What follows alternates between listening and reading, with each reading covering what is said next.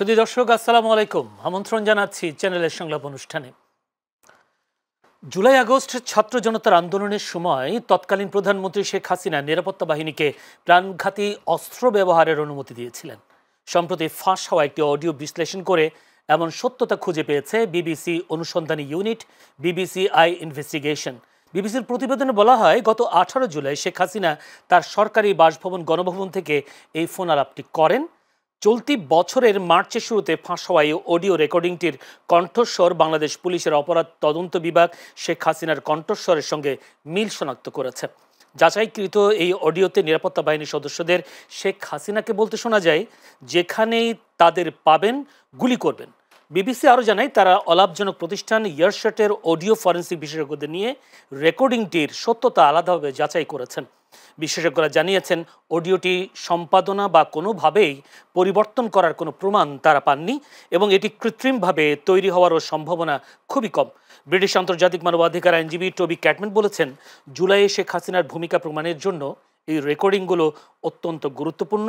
শেখ হাসিনার বিরুদ্ধে মানবতা বিরোধী অপরাধে গঠিত বিশেষ ট্রাইব্যুনালে মূল প্রমাণ হিসেবে ব্যবহারের প্রস্তুতি নিচ্ছে বাংলাদেশের রাষ্ট্রপক্ষ। দর্শক, তাই আমরা আজকে আলোচনার বিষয় নির্ধারণ করেছি দেখলেইগুলি। এই বিষয় নিয়ে আলোচনা করবার জন্য স্টুডিওতে উপস্থিত আছেন, আমার ডানে আছেন Mustafa Kamal, deputy head of news Bangla vision. Mustafa Kamal ভাই, আপনাকে অনেক স্বাগত এবং অভিনন্দন সময় দেওয়ার জন্য। আছেন বামে রাশেদ খান, সাধারণ সম্পাদক গণ অধিকার পরিষদ। রাশেদ ভাই, আপনাকেও অনেক অভিনন্দন সময় দেওয়ার জন্য। দর্শক, এই আলোচনার বিষয় ছাড়াও সমসাময়িক বিষয় নিয়ে আমরা আলোচনা করব। আজকে আলোচনায় করার জন্য যারা আছেন তারা তো আছেনই, পুরো অনুষ্ঠান জুড়ে আপনাদের সাথে আছি আমি জয়নুল আবেদিন। বলছিলাম, দেখলেই গুলি, নিশ্চয়ই কথাটার ইন্ট্রোতে আমি আপনাদেরকে জানানোর চেষ্টা করেছি। আমি একটু মুস্তফা কামাল ভাইয়ের কাছে যেতে চাই। মুস্তফা কামাল ভাই, একজন দেশের রাষ্ট্রনায়ক, একজন দেশের প্রধানমন্ত্রী, দেশের মানুষকে সরাসরি গুলি করবার যে নির্দেশ, যেটা ফোনালাপ বিবিসি আই ইনভেস্টিগেশন যেটা বের করে এনেছে, এই যে আসলে কোন পর্যায়ে গেলে একজন রাষ্ট্রনায়ক দেশের মানুষকে গুলি করার আদেশ দেন এবং কোন কারণে দেন, কি কারণে দেন? আসলে ধন্যবাদ আপনাকে। এই বিষয়টা কিন্তু খুব প্রমাণের বা খুব অপেক্ষার বাকি ছিল না। তারপরও আন্তর্জাতিক গণমাধ্যম বিবিসি সেটা তাদের নিজস্ব দায়বদ্ধতা বলুন অথবা সাংবাদিকতার মানদণ্ড রক্ষার জন্য বলুক বা নিজেদেরকে আরও একটা উচ্চাসনে নেয়ার বিশ্বাসতা অর্জন করার জন্য হোক করেছেন। তো তারা না করে থাকলেও, ধরুন বিবিসি এই ধরনের জরিপ করেনি বা তদন্ত করেনি, তারপরে সেটা তো ওই সময় অপরিষ্কার ছিল। বলা ছিল দেখামাত্র গুলি করা, এটা গোপন ছিল না। কিন্তু তো দেখামাত্র আপনি শব্দটা ব্যবহার করেছেন মানুষকে, তাদের কাছে কিন্তু তারা মানুষ ছিল না, তাদের কাছে তারা ছিল জঙ্গি। সর্বশেষ সম্ভবত 3 আগস্টে বলা হয়েছিল, যারা রাজপথে আন্দোলন করছে বিশেষ করে তরুণ প্রজন্মকে বলা হয়েছিল যে এরা নেশাগ্রস্ত। নিজেরা তো নেশাগ্রস্ত বটেই, সবাই যেন যার যার সন্তানদেরকে খুব সাবধানে রাখে এই নেশাগ্রস্তদের কাছ থেকে। এটা পরিষ্কার ঘোষণা দিয়ে বলা হয়েছে, কিন্তু কোনো গোপনে নয়। আপনার নিশ্চয়ই খেয়াল থাকার কথা। অর্থাৎ সবচেয়ে বেশি উত্তাল হয় মানে রাজাকারের বাচ্চা বা রাজাকার, সর্বশেষ হয়েছে রাজাকার। এর আগ পর্যন্ত এদের নাম তো জঙ্গি। তো যে গুলিগালাজগুলো হয়েছে 15 বছর 7 মাসে, যে ক্রসফায়ারগুলো হয়েছে, এগুলো দেখে দেখে করা হয়েছে, না দেখে করা হয়নি। তো আন্দোলনের শেষ দিকে হয়তোবা না দেখেও গুলি করা হয়েছে, কারণ তখন আর ওই যে দেখে দেখে প্রবণতাটা কম ছিল। ওর মধ্যে আমরা কিন্তু খেয়াল করেছি যে লাশগুলো পড়েছে অধিকাংশের গুলিটা মাথা বরাবর, চোখ বরাবর, ঘাড় বরাবর। তার মানে এগুলো দেখে দেখে গুলি করা, অর্থাৎ নির্দেশ তামিল করেছে পুলিশ বা আইন শৃঙ্খলা বাহিনী। তো এখন কে বেশি দায়ী, যিনি হুকুম দিয়েছেন তিনি নাকি যারা তামিল করেছে তারা, এই বিশ্লেষণ থাকবে। ওই ক্ষেত্রে সাবেক প্রধানমন্ত্রী কিন্তু এক পর্যায়ে ক্ষমতাচ্যুত হওয়ার পর মাস 2 পরে তার আরেকটা অডিও কিন্তু ফাঁস হয়েছে। সম্ভবত সংখ্যাটা 227, যে আমার আরো 227 জন হত্যার অধিকার অর্জন তিনি করেছেন। তার মানে আরো কত শব্দটা কখন আসে, যে আগে তো করেছি আরো 227। এক পর্যায়ে আরেকটা অডিও কিন্তু ছিল, যে শুনলাম একজন সমন্বয়ক নাকি বিয়ে করেছে, তার শ্বশুর বাড়িরও একটু খোঁজ খবর নাও। এটা দলের প্রতি ছিল নির্দেশ, এটা আইন শৃঙ্খলা বাহিনীর প্রতি নয়। তো এতে করে খুব অপেক্ষা রাখে না বা খুব একটা সন্দেহ রাখে না ওই গুলিগালাজ সম্পর্কে। তবে তাদের জায়গায় তো তারা ন্যায্য ছিলেন তাদের মতো করে, এরা তাদের প্রতিপক্ষ। তো প্রতিপক্ষকে সাধারণত এই ধরনের শাসকরা মানুষ মনে করেন না, অমানুষ ভাবতে অভ্যস্ত হন। আর তাদের ভাষায় জঙ্গি সর্বশেষ রাজাকারের নাতিপুতি। তো আর রাজাকারের নাতিপুতি দেখে দেখে গুলি করা তো আর নির্দেশেরও অপেক্ষা রাখে না, যার যা খুশি করেছে। এমনকি আপনি যদি ওই সময়ের এখনও যেটা সম্ভব খুব একটা তদন্ত দরকার করে না, পুলিশ সহ আইন শৃঙ্খলা বাহিনীর যে এসিআরটা হয় ওখানেও কিন্তু এগুলো একটু নোট থাকে, কে কয়টা গুলি করতে পেরেছে, কার গুলি অত্যন্ত জায়গা মতো লাগে, কে কতটা গুম করতে পেরেছে, কে বিরোধী দলকে কত নির্যাতন করতে পেরেছে, ওগুলোর জন্য কিন্তু তদন্ত কোনো দরকার করে না। তার চেয়ে আরেকটু সহজ করে দেই, পুলিশে যেমন একটা পদক আছে বিপিএম পিপিএম, টানা কয়েক বছর এগুলো কারা পেয়েছিলেন, কোন ক্রাইটেরিয়াতে পেয়েছিলেন, আপনি কাগজগুলো টান দিলেই কিন্তু পাওয়া যায়। খুব খাটনি করতে হয় না, আলাদা একটা সংস্কার কমিশন করা লাগবে না বা আলাদা কোনো তদন্ত কমিটিও করতে হবে না। তো সেই ক্ষেত্রে আমাদের যেখানে আমরা খুব গুরুত্ব দিয়ে বলছি, রাশেদরাও খুব বলছেন, কিন্তু বলার মধ্যেও একটা তফাৎ এসে যাচ্ছে গত কিছুদিন থেকে, যে ওই যে গণহত্যার বিচারটা, এই যে দেখে দেখে হত্যা করা, সিদ্ধান্ত নিয়ে হত্যা করা, এলোপাথারি হত্যা অল্প, শেষ দিকে কিন্তু দেখে দেখেই গুলি করা, তো অবশ্যই সেটা মানদণ্ডে গণহত্যা। তো এই গণহত্যার বিচার নিয়ে কিন্তু এরই মধ্যে দেখেন নানা ন্যারেটিভ তৈরি হয়ে গেছে। তার উপর বিচারের যে প্রক্রিয়াটা, বিশেষ করে মামলার প্রক্রিয়াটা, সমানে আসামি, 1 নম্বর আসামি শেখ হাসিনা, 2 নম্বর সম্ভবত স্বরাষ্ট্রমন্ত্রী আসাদুজ্জামান খান কামাল, 3 নম্বর ওবায়দুল কাদের, 4 বা 5 নম্বরে হচ্ছে ওই এলাকার আওয়ামী লীগের নেতা বা এমপি, আর বাকি 1-1.5 হচ্ছে ওই এলাকার অজ্ঞাত। অর্থাৎ ধরাবাঁধার একটা ব্যবসা আপনি কিন্তু পেতে দিলেন। এই ধরাবাঁধার ব্যবসার মধ্য দিয়ে বিচারটা কিন্তু প্রশ্নবিদ্ধ হয়ে গেল। তো এখানে আপনার তো একটা রাজনৈতিক, যদি মুস্তাফা কামাল ভাই প্রশ্নবিদ্ধের কথা যখন এসে একটা কথা জিজ্ঞেস করি, ভবিষ্যতে এই যে প্রমাণগুলো আসছে, এই প্রমাণগুলোর কারণে যদি বিচার কার্যকর হয় বা বিচার রায় হয়, ভবিষ্যতে কি প্রশ্ন তোলার সুযোগ থাকে? থেকে যাচ্ছে এখন পর্যন্ত, মানে কোন ধরনের হিসাব নিকাশ না করে মামলার কারণে, এটাই বলতে। প্রথমত মামলার কারণ, দ্বিতীয়ত মামলার রকম ফের, তৃতীয়ত গণমাধ্যম কর্মীদের আছে, এটা তো সত্য, আমাদের সাংবাদিকদের বিরুদ্ধে একটা অভিযোগ ছিল সুযোগ সুবিধা নেয়া, দলীয়পনা করা, লেজর বৃত্তি করা। সুযোগ সুবিধা তারা নিয়েছেন, কেউ কেউ নিশ্চয়ই নিয়েছেন, সেটা এক ধরনের অনৈতিক কাজ। তো ওই অনৈতিক কাজের বিচার হতে পারত, তা না করে তাদেরকেও কিন্তু গণহারে হত্যা মামলার আসামি করে ফেলা হয়েছে। সেই ক্ষেত্রে তো মুস্তাফা কামাল ভাই একটা সুযোগ আছে, হয়তো আমাদের বিচারের শেষ পর্যায়ে গিয়ে কাউকে কাউকে প্রমাণ না হওয়ার কারণে খালাস দেওয়ার বিষয়টা আছে, কিন্তু প্রত্যাশিত ছিল না, প্রত্যাশিত ছিল না। তারা ভোগান্তিত, তার ভোগান্তিত হচ্ছে, তার পরিবার ভোগান্তিত, তার পরিবার ভোগান্তিত। ধন্যবাদ, আপনার কাছে আসবো, কলঙ্কিত হচ্ছে। জি, তার আপনার কাছে আসবার একটা বিষয় নিয়ে যেটা রাশেদ খানের কাছে যেতে চাই। রাশেদ খান, শেখ হাসিনার এই ফোন আলাপ ফাঁস যে কথাটা বাস্তবে প্রমাণিত করলো বিবিসি ইনভেস্টিগেশন, শেখ হাসিনা একটা রাজনৈতিক দলের নেত্রী, তারা বলা হয় তারা 71-এর স্বাধীনতার নেতৃত্ব দিয়েছেন, মুক্তিযুদ্ধের নেতৃত্ব দিয়েছেন, এমন একটি দল, রাজনৈতিক দল যারা জনগণের প্রতিপক্ষ হয়ে দাঁড়িয়েছেন। আপনারা তো রাজনৈতিক দল, ভবিষ্যতে আপনারা কি এরকম রাজনৈতিক দল হয়ে জনগণের প্রতিপক্ষ হওয়ার কোনো সুযোগ আছে কিনা বা ভবিষ্যতে তৈরি হবে কিনা? ধন্যবাদ সবাইকে, গণ অধিকার পরিষদের পক্ষ থেকে শুভেচ্ছা। দেখেন, আওয়ামী লীগকে আমি কোনো রাজনৈতিক দল বলতে চাই না, তারা একটি ফ্যাসিবাদী শক্তি। ভারত যাদেরকে পেলে পুষে বড় করেছিল এই দেশকে শাসন করার জন্য, শোষণ করার জন্য, নিপীড়ন করার জন্য, এবং ভারতের একটি করদ রাজ্য হিসেবে বাংলাদেশকে গড়ে তোলার জন্য, এবং সেই কাজটি এই ফ্যাসিস্ট পার্টি, যেটা আসলে নাৎসি পার্টি বলা যায়, তাদের মতনই আচরণ করেছে এবং ওইভাবে ভারতের নির্দেশনায় কাজ করেছে। আর যেটি ভাই বললেন যে সাবেক প্রধানমন্ত্রী, দেখেন আমি বিভিন্ন জায়গায় শুনি বিষয়টা যে অনেকে হাসিনাকে সাবেক প্রধানমন্ত্রী বলে। আই থিঙ্ক এটা অনিচ্ছাকৃত নাকি ইচ্ছাকৃত, I don't know. Sheikh Hasina বাংলাদেশে এই আপনার যে 8 সালের ডিসেম্বরে যে ইলেকশন হয়, সেই ইলেকশন একটা বিতর্কিত নির্বাচন, অর্থাৎ সে যে 3 বার প্রধানমন্ত্রী হয়েছে, এটা আসলে আমি তাকে কোনো বৈধ প্রধানমন্ত্রী বলতে চাই না। আমার মনে হয় যে সাবেকের জায়গায় অবৈধ প্রধানমন্ত্রী বলাটা বেটার, কারণ সাবেক বললে মনে হয় যে তার এই যে গণঅভ্যুত্থানের মাধ্যমে তাকে যে ক্ষমতাচ্যুত করা হয়েছে এটা এক ধরনের ছোট হয়ে যায়, ছোট খাটো হয়ে যায়, হয়ে যায়। কিন্তু 2008 সালে তো মানে একেবারে না, ওই নির্বাচন নির্বাচিত হয়েছে। ওই নির্বাচনটা তো আসলে শেষ পাতানো হতে তো- নির্বাচন, ভারতের পাতানো নির্বাচন, না। এবং যেটি কিন্তু প্রণব মুখার্জি তার বইতে উল্লেখ করেছে। তো সেই জায়গা থেকে আমি বলছি যে তিনি আসলে সাবেক প্রধানমন্ত্রী বললে গণ অভ্যুত্থানটা আসলে মানে এক ধরনের ছোট বা খাটো করা হয়। তো এটা আই থিঙ্ক আমি শুধু ভাইকে বলতেছি এরকম না, আমি বিভিন্ন জায়গায় শুনি, এই জন্য আমি নোট করেছি, ভাইও আজকে বললেন।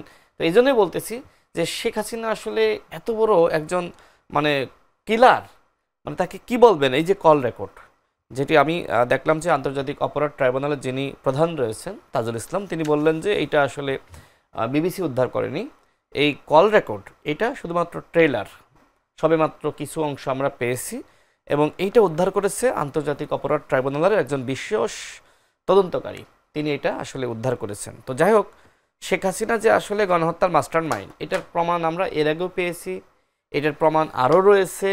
অর্থাৎ শেখ হাসিনার যে বিচারের রায়গুলো, যতগুলো মামলা হয়েছে, এগুলো খুব দ্রুত দিয়ে দেওয়া সম্ভব, কিন্তু সরকার আসলে রায়গুলো দ্রুত দিচ্ছে না কেন, কি কারণ?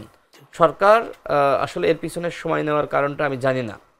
না, সেটা তো মোস্তফা ভাই নিজেই বলছেন যে প্রশ্নবিদ্ধ হয়তো ভবিষ্যতে যদি প্রশ্নবিদ্ধ তাড়াতাড়ি করতে গিয়ে যদি বিচার হয়, সেটা এক সময় প্রশ্নবিদ্ধ হতেই পারে। না দেখেন, আপনি যদি বিচারটা সঠিকভাবে না করেন, জি, আপনি যদি যথাযথ তথ্যপাত্য আপনি না হাজির করতে পারেন, তো সময় নিলেও যে সমস্যা হবে, আগে করলেও একই সমস্যা হবে। তার মানে কি? তার মানে যদি দ্রুত বিচার করতে চান, আন্তর্জাতিক অপরাধ ট্রাইব্যুনালের কাজটাই কিন্তু দ্রুত বিচার করা। একটা বিচারে কিন্তু 6 মাসের কারাদণ্ড পেয়েছেন না, ওইটা তো আসলে আদালত অবমাননা, আদালত অবমাননা, ওটা হত্যা মামলা না, না, আদালত অবমাননার জন্য পেয়েছে। জি, শুরু হয়েছে এটা বলছি। এখন হাসিনার যদি একটা বিচারে ফাঁসি হয়, তাহলে কি আর কোনো বিচারের জন্য অপেক্ষা করা দরকার আছে? এখন আপনি যদি বলেন যে একটা মামলায় তার ফাঁসি হলো, তাই না, আরো মামলাগুলোর বিচার আমরা করতে চাই, তাহলে তো সময় লাগবে। বরং আমার মনে হয় হাসিনার বিরুদ্ধে একটা মামলা হওয়া দরকার ছিল। কি মামলা? গণহত্যার মামলা, বাংলাদেশে গণ অভ্যুত্থানের মামলা। এত এত মামলা, এটা কালক্ষেপণ, সময় লাগবে। ঠিক একইভাবে যারা আসলে ওই সময় এক্সিকিউশন করেছে, তাদের নামে এত মামলা কেন হচ্ছে? এটা আসলে বিচার না হওয়ার একটি দৃষ্টান্ত আমার কাছে মনে হয়। কারণ এটা কেন মনে হচ্ছে না মামলা বাণিজ্য হয়েছে, এটাও মনে হচ্ছে না কেন? সেখানে আসবো। দেখেন, একটা মামলা হলো, সেই মামলায় একজন অপরাধীর বিচার হলো, দ্বিতীয় মামলার জন্য আইনজীবী বলবে অপেক্ষা করেন, তৃতীয় মামলার জন্য আইনজীবী বলবেন অপেক্ষা করেন, তার মানে তার কখনো শাস্তি হবে না। এইভাবে যার নামে 100 মামলা হয়েছে, এই 100 মামলার জন্য আপনাকে 100 বছর অপেক্ষা করতে হবে। তাহলে আপনি ফাঁসি দিতে পারবেন, শাস্তি দিতে পারবেন? এই জন্য আমরা সরকারকে বলেছিলাম যে আপনারা মামলা করেন, আপনারা তথ্যপত্র সংগ্রহ করে আপনারা গণহত্যার মামলা হাসিনার বিরুদ্ধে, এবং হাসিনার যে আপনার মন্ত্রী পরিষদ ছিল তারা, একই সাথে ডিসিশন মেকিংয়ে যারা ছিল তারা। কিন্তু এখন যেটি হচ্ছে যে গণহারে মামলা, হ্যাঁ, এই মামলায় আমার কাছে অনেকে এসেছে যে একদম সাধারণ কোনো অন্যায় করে নাই, চাকরি করে তার নাম ঢুকিয়ে দিয়েছে। কারণ কি? কারণ তার সাথে তার পূর্ব শত্রুতা। তো এই সমস্যাগুলো, এই মামলা বাণিজ্য বাংলাদেশে আসলে হয়েছে। আমি নিজেও কয়েকটা ঘটনার সমাধান করেছি। তো আমার মনে হয় যে এখন সরকার আসলে বিচারের প্রতি আসলে কতটুকু আন্তরিক, সেটা আসলে আমরা এই মুহূর্তে বুঝতে পারতেছি না। তবে সরকারকে অবশ্যই গণহত্যার বিচারটা করতে হবে, নির্বাচনের আগে কি সম্ভব? আপনি বলেন। যারা বলতেছে যে গণহত্যার বিচার ছাড়া নির্বাচন নয়, তারা আসলে বোঝে যে বাংলাদেশের যে বিচারিক ব্যবস্থা সেটা কতটা আসলে লেন্দি, তারা বোঝে, তারা জানে। এই যে মামলা আমি বললাম যে গণহত্যা আসতেছি, দেখেন সম্ভব ছিল, গণহত্যার বিচারের পরই নির্বাচন সম্ভব ছিল যদি শুধুমাত্র সরকারের পক্ষ থেকে একটা গণহত্যার মামলা হতো। কিন্তু মামলা হয়েছে তো অনেক, এবং সেই মামলাগুলো কিন্তু কেউ সরকার করে নাই, এগুলো ভুক্তভোগীরা তারাই করেছে। আবার অনেকে কিন্তু বানোয়াট মামলা দিয়েছে, অনেকের নাম জড়াইছে। দেখেন, মামলায় আপনি মনে করেন যে যেটি ভাই বললেন, সাংবাদিকের নামে গণহত্যার মামলা, সাংবাদিকের নামে হত্যার মামলা, সাংবাদিক যে চাটুকারিতা করেছে, অন্যায় করেছে, এর জন্য আপনি স্পেসিফিক মামলা দেন, কিন্তু আপনি তার বিরুদ্ধে দিলেন গণহত্যার মামলা। বিভিন্ন জায়গায় এটি হয়েছে। সাংবাদিক যে যতটুকু অন্যায় করবে তার ততটুকু করতে হবে। আমি একটা বিষয় আসি, ভবিষ্যতে বারবার বলা হচ্ছে বিভিন্ন রাজনৈতিক দলের কাছে যে সংস্কার, বিচার এগুলো শেষ না করে নির্বাচন দিলে নতুন করে ফেসিবাদ তৈরি হতে পারে। এসব বিষয়গুলো তো আসছে। ভবিষ্যতে আপনি কি মনে করেন, ফেসিবাদ তৈরি হওয়ার সম্ভাবনা, এখন যে পরিস্থিতি তৈরি হওয়ার সম্ভাবনা আছে? দেখেন, তার আগে আপনি যেটি বললেন যে রাষ্ট্র সংস্কারের আগে নির্বাচন, রাষ্ট্র সংস্কার তো সবাই চাই, রাষ্ট্র সংস্কার এখানে আমরা তিনজন আছি না, আমরা প্রত্যেকে চাই। দেশের সেটা ঐকমত্য তো হতে পারছেন না। দেশের 18 কোটি মানুষ চাই। এখন আপনি যতটুকু চান আমি এতটুকু চাই না, আবার আমরা দুইজন যতটুকু চাই তিনি চান না। তার মানে কি? তার মানে তিনজনের মধ্যে যতটুকু মিল আছে ততটুকু রাষ্ট্র সংস্কার এখন করেন। আর যতটুকু হবে না, আমি জনগণের কাছে যেতে পারি, জনগণকে বলতে পারি যে আমি এই করতে চাই, ক্ষমতায় গেলে তোমরা আমার পাশে আসো, আমাকে ভোট দাও। এর বাইরে কি আমরা মারামারি করে রাষ্ট্র সংস্কার করতে পারবো? সম্ভব? সম্ভব তো নয়। তো ঐক্যমত কমিশনে এখন মারামারি শুরু হয়েছে রাজশাহী দলগুলোর মধ্যে নাকি? আচ্ছা, আমার সেটাই মনে হচ্ছে এজন্য সরকারের 8 জুলাই আপনি যে প্রশ্ন করলেন উত্তরটা দিই আমি। জি বলেন। তো আমি সেটাই বলতেছি যে আগামীতে কে ফ্যাসিস্ট হবে বা হবে না সেটাকে আমি আপনি এখন বলতে পারি, কিন্তু এখন যে ন্যারেটিভ দাঁড় করানো হচ্ছে যে আগামীতে যে দল ক্ষমতায় যাবে সে হবে ফ্যাসিস্ট। তার মানে এখন তাহলে কি করতে হবে? আমি আপনাকে একটা কোড দেই, এখন কাউকে আসলে ক্ষমতায় যাওয়া যাবে না। তথ্য দেই, সেটা হচ্ছে ইসলামী আন্দোলনের নায়েবে আমির সৈয়দ মোহাম্মদ ফয়জুল করিম বলেছেন, আওয়ামী লীগ ও বিএনপি একই গাছের দুই ডাল, একই গাছের দুই ফল, মুদ্রার এপিঠ ওপিঠ, দুই সাপের এক বিষ। এই কথাগুলো বলেছে। অর্থাৎ নাটোর ভবানীগঞ্জে মোড়ে মুক্তিযুদ্ধ সংসদ চত্বরে জেলা ইসলামী আন্দোলনের আয়োজনে প্রয়োজনীয় রাষ্ট্র সংস্কার, জুলাই গণহত্যার বিচার ও পিয়ার পদ্ধতি নির্বাচনের দাবিতে সমাবেশে তিনি এই কথা বলেন। তাহলে ওনার বক্তব্যটাকে আপনি কিভাবে মূল্যায়ন করবেন? দেখেন, প্রথমত আমি বিএনপির কোনো নেতা না, দ্বিতীয়ত আমি ইসলামী আন্দোলনের কোনো নেতা না, সুতরাং এই প্রশ্নের উত্তর তারা দিতে পারবে। তবে আমি এতটুকু বলতে চাই, বলতে চাই যে তার আরেকটি বক্তব্য আমি শুনেছিলাম। তিনি বলেছিলেন যে যদি এদেশে কমিউনিস্টরা ক্ষমতায় থাকে তাহলে ইসলাম কায়েম সম্ভব, কিন্তু জামাতে ইসলামী যদি কখনো ক্ষমতায় যায় কখনোই ইসলাম কায়েম সম্ভবপর নয়। তো এই তাদের সাথে তো জোট বাঁধছে। আবার আমি সেটাই বলতেছি, এই ধরনের কথাবার্তা তিনি আগে অনেক বলেছেন এবং আমরা ধরে নেব তার কথা কোনো ভিত্তি নেই, এটা ধরে নেব।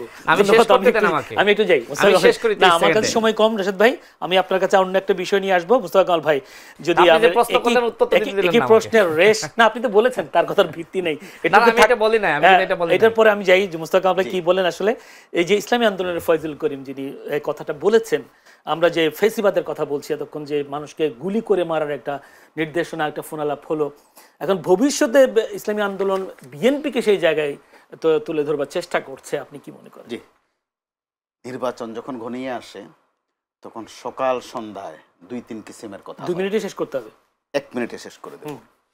তো দেশে একটা নির্বাচনী আবহ কিন্তু শুরু হয়েছে। এই ধরনের কথার মধ্য দিয়ে কিন্তু এটা একটা নির্বাচনী বার্তা, অর্থাৎ তারা নির্বাচনের মাঠে নেমেছে। যেমন জাতীয় পার্টি ভেঙেছে, এটা যত না জাতীয় পার্টি ভেঙেছে তার চেয়ে বড় তথ্য হচ্ছে জাতীয় পার্টি নির্বাচনের প্রস্তুতি নিচ্ছে। তারা নির্বাচনের আগে একবার ভাঙে, পরে আরেকবার ভাঙে। সেই ভাঙা নিয়ে আবার রাশেদ খান ভাই একটা মন্তব্য আছে, ওনার কাছে যাবো এটা নিয়ে। ভাঙাটা তাদের একটা বৈশিষ্ট্য, আর তথ্য হচ্ছে যে তারা নির্বাচনের দিকে এগোচ্ছে। বরাবরে যতগুলো নির্বাচন আছে জাতীয় পার্টি নির্বাচনের আগে পরে একবার করে তারা ভাঙে, অর্থাৎ জানান দিচ্ছে যে আমরাও আছি। আর যে বিরোধপূর্ণ কথাবার্তা, ঐকমত্যের কথা যেটা আপনি বলছেন, ঐকমত্য এটা লিখতে সুন্দর, শুনতেও সুন্দর, বানানে গোলমাল আছে।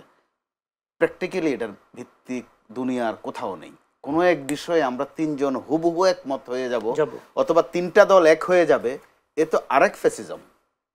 বাধ্য করা একমত হতে, কার মতের সাথে কে একমত হবে? রাশেদ একটা মতামত দিল, আমারে বলল যে আপনি আমার এটার সাথে একমত হওয়া লাগবে, তো আমার কি একটু একটু মতামত থাকতে পারে না? এর মধ্যে আমরা দেখছি ঐক্যমত্যের নামে একটা আরোপিত প্রভাব আছে। সেখানে মুস্তাফা ভাই, এই জিনিসটাকে আপনার মাথায় আসে যে প্রধানমন্ত্রীর 2 সেশনে থাকতে পারে বা 10 বছর মেয়াদ হবে, এই বিষয়টাই নিয়ে তো আমরা 9-10 মাস ফেলে দিলাম রাজনৈতিক দলগুলো, কিন্তু এখন তো ঐক্যমত্যে আসছে। আরো আগে আসলে তো ভালো হতো, আরো আগে আসলে ভালো হতো, কিন্তু লেন্দি হচ্ছে। এইসব বিষয়গুলো তো ছোট ছোট ছোট বিষয়, এবং এগুলো তো খুব বহুমত নেই, কিন্তু মতামত কিভাবে কার্যকর হবে। কোনোটা আছে যে নির্বাচনের আগে হবে, নাকি নির্বাচনের পরে হবে, সংসদে হবে, নাকি যমুনা ভবনে হয়ে যাবে, আছে এ ধরনের বিতর্ক থাকবে। তো এর মধ্য দিয়ে একটা নির্বাচন ঘনিয়ে আসছে, আর নির্বাচন যত আরো এগোবে এ ধরনের কথা আপনি নিয়মিতই শুনবেন, কে কাকে কোনটা বলবে, সকাল সন্ধ্যা হেরফের দেখবেন। তো এগুলোর মধ্য দিয়ে কিন্তু আমাদের এগিয়ে যাওয়া লাগবে। কিন্তু ওই যে গণহত্যার বিচার যেটা, সেটা যদি শর্ট কোর্সে হতো, লং কোর্স আর শর্ট কোর্স দুইটা টার্ম আছে। আমরা এখানে দেখছি যে 13-14 সালে বা 12-13 সালেও কিন্তু এই গণহত্যার বিচার হয়েছিল। সেটা তখন খুব কষ্ট হয়েছিল, আওয়ামী লীগ অনেক কষ্ট করেছে, অনেক নাটক করতে হয়েছে যে মিরপুরে একটা কসাই কাদের আছে, ওইটারে জামাতের কাদের মোল্লা বানিয়ে দাও। পিরোজপুরে একটা দেলোচোরা আছে, ওইটাকে মাওলানা দেলোয়ার হোসেন সাইদি বানিয়ে দাও। অনেক নাটক তৈরি করতে হয়েছে। এটা মানবতা বিরোধী বিচার, মানবতা, কিন্তু নাম মানবতা বিরোধী বিচার, গণহত্যা বা মানবতা বিরোধী। এবারের প্রমাণগুলো কিন্তু তরতাজা, আপনার কোথাও থেকে দেলোচোরা খুঁজতে হবে না, কসাই কাদের খুঁজতে হবে না, একদম দগদগে টাটকা উদাহরণগুলো আছে। আন্তর্জাতিক মানবাধিকার আইনজীবী টবি ক্যাটম্যানও সেই কথাটা বলেছেন। এরপরে আরো যেটা গুরুত্বপূর্ণ দিক, কোন দেশ যখন গণহত্যা বিবেচনা করে তখন অপেক্ষা করতে হয় যে জাতীয় সংঘ কি বলে। এবার জাতীয় সংঘ কিন্তু আগে ভাগেই বলে দিয়েছে, আমরা চাওয়ার আগেই তারা জানিয়ে দিয়েছে যে এটা বড় রকমের গণহত্যা। ওই ক্ষেত্রে জাতিসংঘ বলছে মানবতা বিরোধী অপরাধ, মানবতা বিরোধী, গণহত্যা বলেনি, অর্থাৎ কাছাকাছি বিষয়। গণহত্যার প্রশ্নে গেছলে আমাদের ৭১-এর গণহত্যা আজ পর্যন্ত আন্তর্জাতিকভাবে স্বীকৃত হয় নাই। তো মানবতা বিরোধী অপরাধের বিচার কারণ আমরা তো আসলে ৭১-এর গণহত্যার তথ্যপত্র আমরা দিতে পারি। ধন্যবাদ মোস্তফা ভাই। আমি একটু ছোট্ট বিরতিতে যাব। দর্শক, ছোট্ট একটা বিরতি নেবার সময় হয়েছে, আমাদের সঙ্গেই থাকবেন।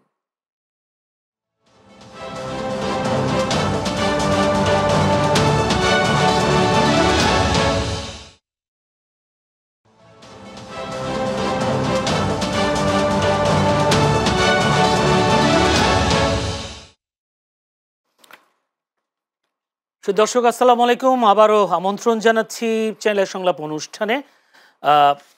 রাশেদ খান একটা মন্তব্য আমি ফেসবুকে পেলাম, ভাই যখন জাতীয় পার্টির কথা নিয়ে এসে যখন এই প্রশ্নটা আমার জাগলো। রাশেদ খান বলেছেন এখন হঠাৎ করে জাতীয় পার্টির মহাসচিব চেঞ্জ হয়েছে, যেটা ব্যারিস্টার শামীম হায়দার, যেটা জানলাম। তো সেক্ষেত্রে আপনি বলেছেন জাপার উপর আপা ভর করেছে। কিসের উপর ভিত্তি করে? আপা মানে বলতে নিশ্চয়ই আওয়ামী লীগের কথা বলেছেন। জাপার উপর আপা ভর করেছে, আসলে বিষয়টা কিভাবে আপনি মূল্যায়ন করেছেন? জি ধন্যবাদ। তার আগে আগের প্রশ্নের উত্তরটা আসলে দিতে পারি নাই, সেটা নিয়ে একটু কথা বলি।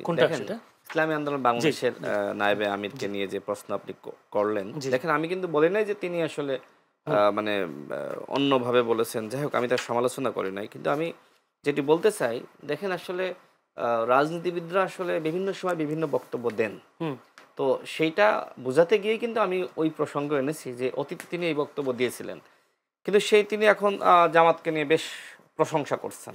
তার মানে এখন যে তিনি কথাগুলো বলছেন, এইটাই যে আমি এখনকার বাস্তবতায় হয়তো মনে হচ্ছে যে এটাই সত্য, মানে পরিবেশের কারণে চেঞ্জ হতে পারে। এটা হয়তো ২ মাস পরে এই বক্তব্যটার ওই জায়গায় নাও থাকতে পারে, সে অন্য জায়গায় যেতে পারেন। অর্থাৎ এর আগে জামাতকে নিয়ে সমালোচনা করেছেন, বিএনপিকে নিয়ে করেন নাই, এখন বিএনপিকে নিয়ে করছেন, ভবিষ্যতে হয়তো বিএনপিকে নিয়ে বাদ দিয়ে আমাকে নিয়ে করবেন। তো এইটা রাজনীতিতে হয়ে থাকে। সুতরাং এই বক্তব্যগুলোকে এত বেশি গুরুত্ব দেওয়ার দরকার নাই, এগুলো রাজনৈতিক বক্তব্য হিসেবে আমরা ধরে নিতে পারি। আর যে প্রশ্ন আপনি করলেন, আপার উপর ভয় করে, জি জাপার উপর ভয় করেছে আপা। জি, জাপার উপর আসলে আপা ভর করেছে। দেখেন, জাতীয় পার্টি এদেশের রাজনীতির সৌন্দর্য নষ্ট করেছে। এরশাদ সবসময় টাকা দিয়ে নেতাদেরকে কিনতো, সত্য কিনা? আমার থেকে ভাই আরো ভালো বলতে পারবেন। দেখেন, যে ছাত্র নেতারা ৯০-এর স্বৈরাচার বিরোধী আন্দোলনে এরশাদের বিরুদ্ধে সব থেকে বড় বক্তব্য রাখতো আর কথা বলতো, এরশাদ তার ডিজিএফ এর মাধ্যমে তাদেরকে ডাকতো এবং ভয় দেখাতো। দেখেন, জিয়াউদ্দিন বাবলু সম্ভবত তাকে ধরে নিয়ে গিয়ে প্রতিমন্ত্রী বানিয়েছিল। তো এরকম অনেক ছাত্রনেতাকে এরশাদ কিন্তু কিনেছে। তো জাতীয় পার্টি অতীতে নেতাদেরকে কিনেছে আর পরবর্তীতে নিজেরা বিক্রি হয়েছে। তার মানে তাদের চরিত্রের মধ্যে কেনাবেচার ইতিহাস রয়েছে। ঠিক বাংলাদেশে যে রাজনীতির ধ্বংসের শুরু, সেটা কিন্তু এই জাতীয় পার্টিকে কেন্দ্র করে। দেখেন, জাতীয় পার্টি যদি আওয়ামী লীগকে এইভাবে সাপোর্ট না দিত, আওয়ামী লীগ কোনোভাবেই ক্ষমতায় থাকতে পারতো না। এমনকি এই গণ অভ্যুত্থানের সময় মনে করেন যে জাতীয় পার্টি ১ আগস্ট পদত্যাগ করলো সংসদ থেকে, ওই দিন আওয়ামী লীগ আর সংসদে বৈধ নয়। তার মানে কি, বাংলাদেশে এরপরে যতগুলো গণহত্যা হয়েছে সেটা কিন্তু হইতো না। জাতীয় পার্টি সেই কাজটা করতে পারে নাই। এখন যেটি হচ্ছে সেটি হলো যে জাতীয় পার্টির মধ্যে আসলে যা কিছু দেখছেন ভাঙন টাঙন, আমার কাছে মনে হয় যে এটা এক ধরনের অভিনয়। কারণ জাতীয় পার্টিকে ফিরতে হবে রাজনীতিতে। অন্তর্বর্তীকালীন সরকার সংলাপে তাদেরকে ডাকছেন, আমাদের চাপে, আমরা যারা রয়েছি আমাদের চাপে, যে জাতীয় পার্টি ফ্যাসিস্টের দশক, তাদেরকে ডাকা যাবে না। তাহলে জাতীয় পার্টি এখন কি করবে?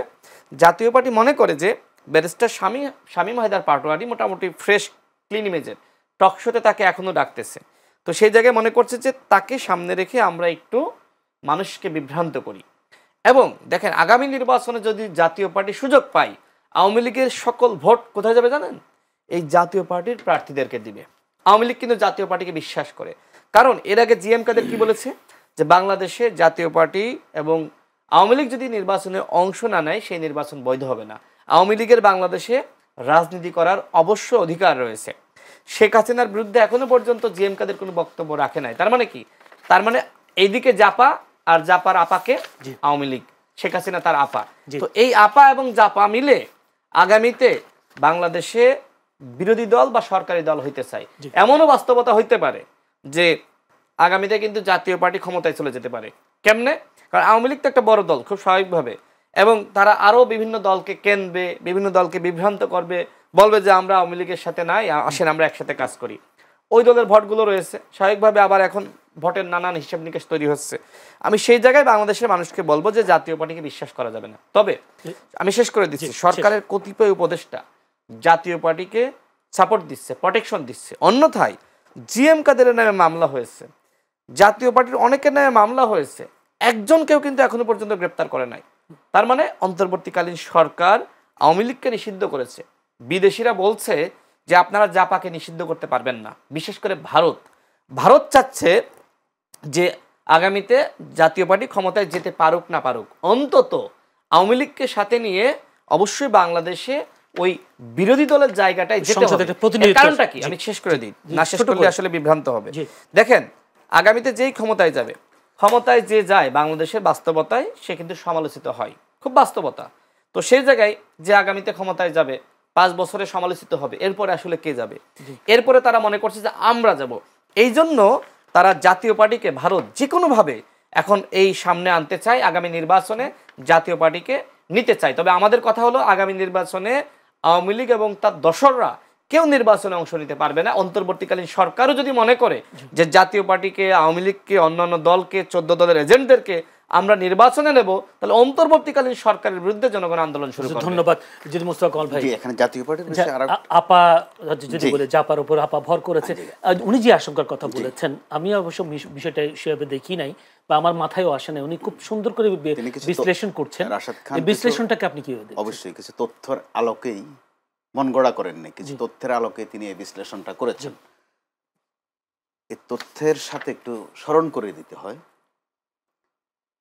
গত 15 বছর 7 মাস বা তারও আগ থেকে জাতীয় পার্টির মূলত নেত্রী শেখ হাসিনা, মহানেত্রী তিনি, জাতীয় পার্টিকে পরিপূর্ণ তিনি পরিচালনা করেছেন। তো জাতীয় পার্টি বলতে বাজারে এখন আছে 1/2 ডজন জাতীয় পার্টি আছে, 6টা জাতীয় পার্টি আছে। এর মধ্যে আবার এই যে বহিষ্কার, যেটা রাশাদ যথার্থ নাটক বলেছে অভিজ্ঞতা দৃষ্টেই, এরশাদ তার আপন ভাই অর্থাৎ যার নাম জিএম কাদের, তাকে অন্তত 4 বার বহিষ্কার করেছিলেন এই পার্টির থেকে। আবার স্ত্রী, যার নাম একজন স্ত্রী রৌশন এরশাদ, তাকেও সম্ভবত 3 বার বহিষ্কার করেছিলেন। মাঝে দিয়ে আরেকজন স্ত্রী ছিলেন এরশাদের, বিদিশা তার নাম, তাকে অন্তত 2 বার বহিষ্কার করেছেন, আবার নিয়েছেন। তো জাতীয় পার্টির নেতারা কিন্তু বোঝে এগুলো যে একটা নাটক, এতে করে তারা কিন্তু হাল ছাড়ে না, আলোচনায় থাকে। তারা আরেকটা নাটকের জন্য, ওই মহড়ার জন্য তারা প্রস্তুত হয়, কেউ ছাড়ে না, কিন্তু বোঝে যে এটা কোন কত অঙ্কের, কোন টার্গেটে, এই বিষয়ে তারা অত্যন্ত দক্ষ জাতীয় পার্টির লোকজন। তো শেখ হাসিনা অত্যন্ত দেখভাল করেছেন এই দলটিকে। আর একটু আগেও আপনি একটা শব্দ উচ্চারণ করেছেন, ব্যাপক ব্যবহার হয়, শব্দটা শুনতে ভালো লাগে, আমি বলছিলাম ঐকমত্য। 96 সালে প্রথমে এই শব্দটা চালু হলো। শুরুতে শব্দটা ছিল ঐক্যমত, পরবর্তীতে সংশোধন হলো যেন এটা বেশি শুদ্ধ হচ্ছে ঐকমত্য। তো ঐকমত্য অর্থ কি? যে একমত হওয়া। কার সাথে কার একমত হওয়া? জাতীয় পার্টির সাথে আওয়ামী লীগের একমত হওয়ার নাম হচ্ছে ঐকমত্য। ব্যাখ্যাটা কিরকম? এটা তখনকার জাতীয় পার্টির যিনি খুব সিনিয়র নেতা, খুব রসিকতা করে কথা বলতেন, উনি খুব প্রবীণ নেতা মিজানুর রহমান চৌধুরী, উনি ব্যাখ্যা দিয়ে বলছিলেন যে ঐকমত্য হচ্ছে এরশাদ সাহেব জেল থেকে চলে আসবে, সংসদে আসবে মাঝে মধ্যে, আনোয়ার হোসেন মঞ্জু হবে আওয়ামী লীগের মন্ত্রী, আর এরশাদ সাহেবের একজন বান্ধবী আছেন জিনাত মোশাররফ, উনি হবেন এমপি। এটার নাম হচ্ছে ঐক্যমত্য। একদম উদাহরণ দিয়ে তিনি বুঝিয়ে দিয়েছিলেন, সেটাই ঘটেছিল। এবং আরোপ করা হয়েছিল যে সবাই যেন ওই সরকারটাকে বলে ঐকমত্যের সরকার, অর্থাৎ এক ধরনের তামাশা কাকে বলে। তো এই ঐকমত্য করতে গিয়ে এখন যে আমরা বারবার ঐকমত্য ঐকমত্য শব্দটা ব্যবহার করছি, যারা ওই সময়ের লোকজন আছেন তারা কিন্তু বিরক্ত হচ্ছেন এইসব শব্দে। সংস্কার সংস্কার বেশি বেশি ব্যবহার করলে 1/11-এর সময়ে যারা আক্রান্ত তারাও তারা কিন্তু ব্যথিত হবেন।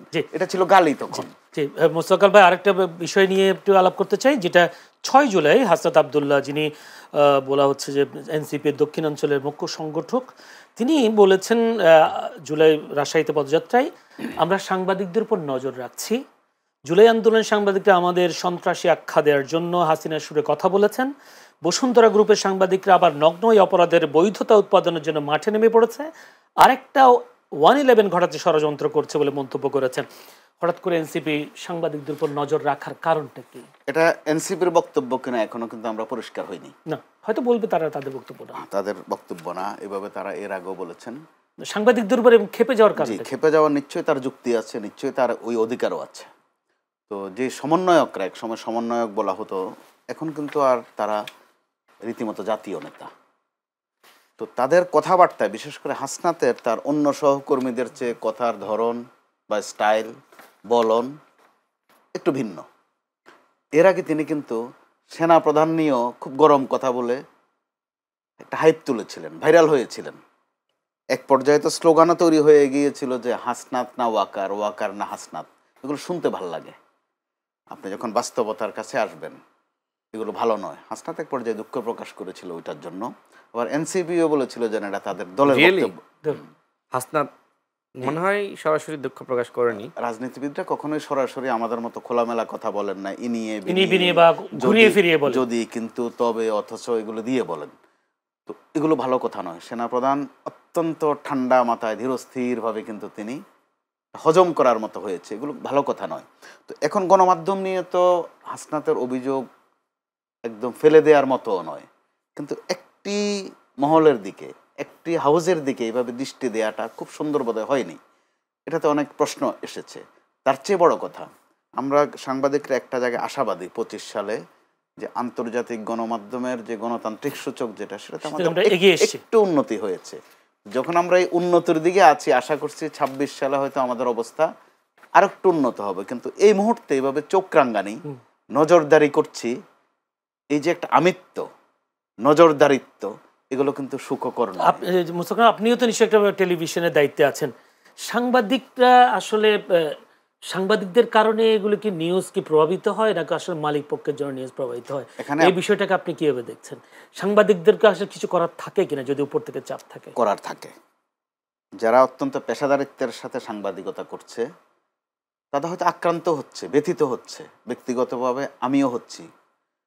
পরিস্থিতির অনিবার্যতায় মাঝে মধ্যে এগুলোকে এনজয় করি।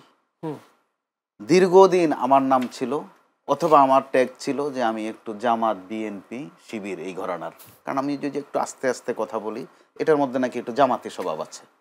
আবার কাউকে দেখা হলো আসসালামু আলাইকুম বলি, তো আরও প্রমাণিত। আবার মাশাআল্লাহ বলি মাঝে মধ্যে, এটা আমাদের মধ্যবিত্ত ঘর থেকে আসা মানুষদের স্বভাব। অর্থাৎ আপনি যদি ট্যাগ লাগাতে চান, মিলান।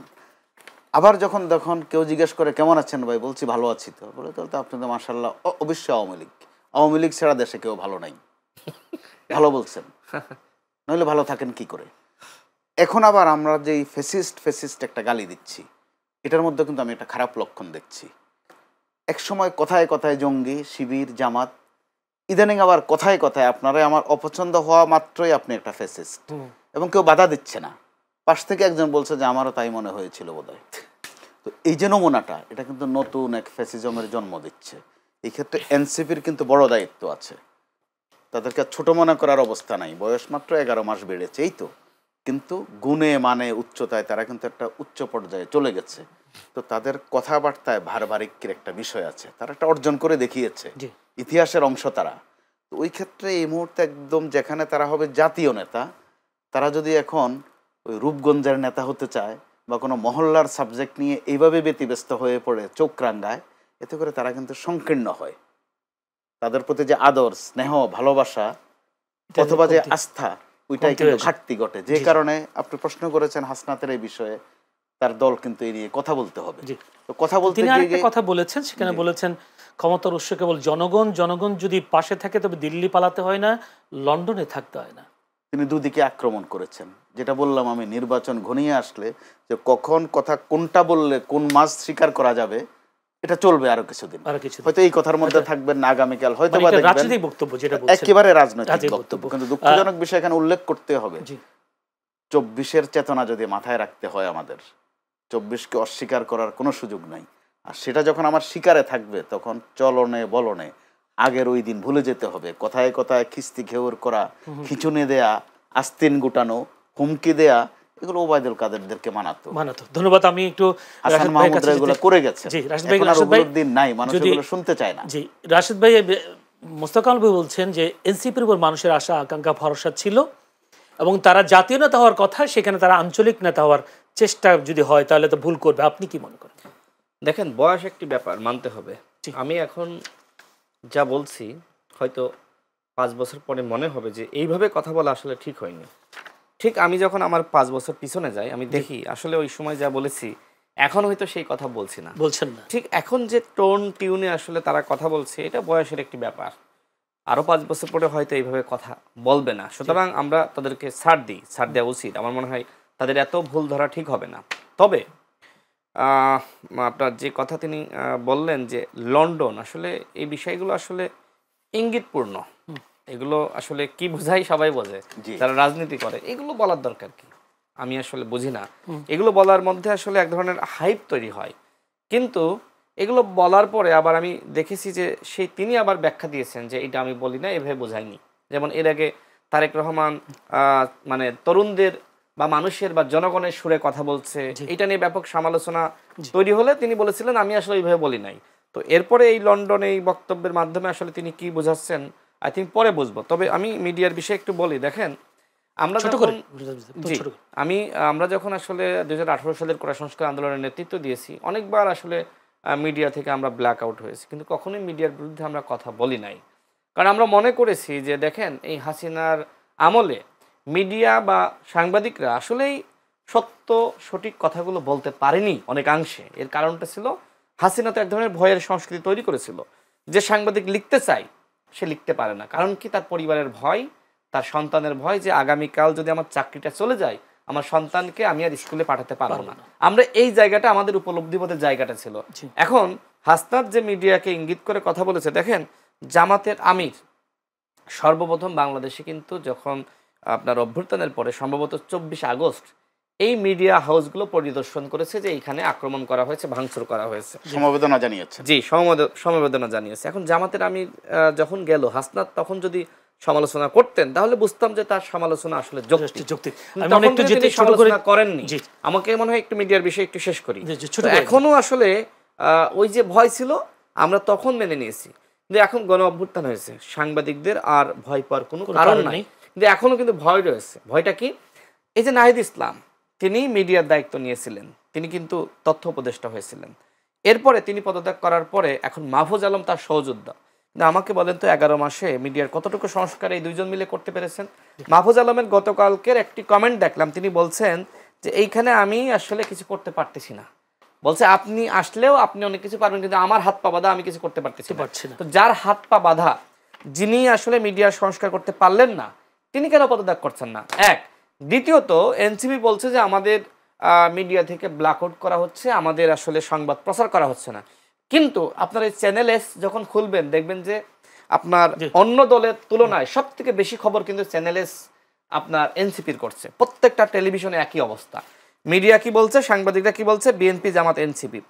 আসলে কি এনসিপির সাংগঠনিক শক্তিমত্তা বিএনপি জামাতের মতন? সারা দেশে যে মানুষগুলো আপনি দেখতেছেন, টেলিভিশনে দেখাচ্ছেন, কয় হাজার মানুষ হচ্ছে সেখানে। খোঁজ না দেখেন যে অধিকাংশ মানুষ আশা-আকাঙ্ক্ষার যে দল, সেই দলকে হয়তো মুস্তফা কামাল বলছেন আশা-আকাঙ্ক্ষার দল। আমি একটু আপনাকে জানতে চাই, একটা প্রশ্ন, লাস্ট প্রশ্ন ছোট্ট করে দিতে হবে, যে আপনি বলেছিলেন জাপার উপর ভর করেছে আপা, কিন্তু আপনার একটা ফেসবুকে স্ট্যাটাস দেখলাম আওয়ামী লীগ করলেও যারা জুলুম বা অপরাধে সম্পৃক্ত হয়নি তাদের সঙ্গে জুলুম করা যাবে না। এটা কি আপনাদের রাজনৈতিক স্ট্যান্ড বাজি না? মানে আওয়ামী লীগের নেতাকর্মীদেরকে আপনাদের দলে ভেড়ানোর একটা চেষ্টা? আপনি আমাকে আগে উত্তর দেন। আমি কোনো ভুল কথা বলেছি? না, ভুল তো না, কোনো অন্যায় কথা বলেছি? প্রশ্নই আসে না। তো কিন্তু আমার প্রশ্ন জানার ইচ্ছা যে আওয়ামী লীগের লোকগুলোকে আপনাদেরকে দলে ভেড়ানোর যে একটা, আমাদের দলে কোনো আওয়ামী লীগ নেওয়া হচ্ছে না। দেখেন, আমি আমার এলাকায় অনেক আওয়ামী লীগ আমার সাথে যোগাযোগ, সম্পর্ক বা দেখা করার চেষ্টা করে, আমি সেগুলো অ্যাভয়েড করি। দ্বিতীয়ত, আমি আবার এটিও বলি যে আওয়ামী লীগের যারা অন্যায় করেছে তাদের অবশ্যই বিচার হতে হবে। কিন্তু একজন আওয়ামী লীগ করেছে কিন্তু অন্যায় করে নাই, শুধুমাত্র আওয়ামী লীগ করার কারণে আপনি তার সাথে অন্যায় করবেন, এটা তো জুলুম করা হবে। এই জন্য আমি কিন্তু এটাও বলি যে যারা অপরাধী তাদের বিচার করেন, জি। কিন্তু যে মানুষটা যার বাপ আওয়ামী লীগ করার কারণে সেও পরবর্তীতে আওয়ামী লীগ করেছে, আপনি যদি তার বিচার করতে চান তাহলে এটি অন্যায় করা হবে। এটি আসলে ন্যায় বিচার প্রতিষ্ঠান মানদণ্ড হতে পারে না। আমার কাছে খুব কম সময়, আপনি বক্তব্যের কারণে হয়তো আওয়ামী লীগের যারা নিরপরাধ আছে হয়তো আপনাদের দলে আসতে চাইবে, চেষ্টা করতেও তো পারে। আওয়ামী লীগকে দেখেন, আমি মনে হয় আমার মনে হয় এই বক্তব্যটা শেষ করা দরকার, এটা ভুল বার্তা যাবে। আমি কিন্তু এই কথা সব সময় বলছি যে বিচারের আগে আওয়ামী লীগের পুনর্বাসনের প্রশ্নই আসবে না। আগে বিচারটা শেষ করেন।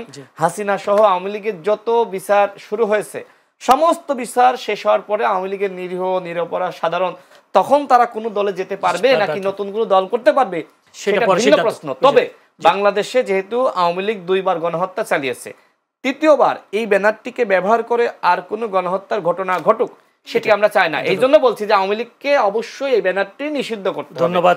কখনোই আওয়ামী লীগের সহানুভূতি রাজনীতি করি না। রাশেদ খান সাধারণ সম্পাদক, গণ অধিকার পরিষদ, ছিলেন Mostafa Kamal deputy head of news Bangla vision.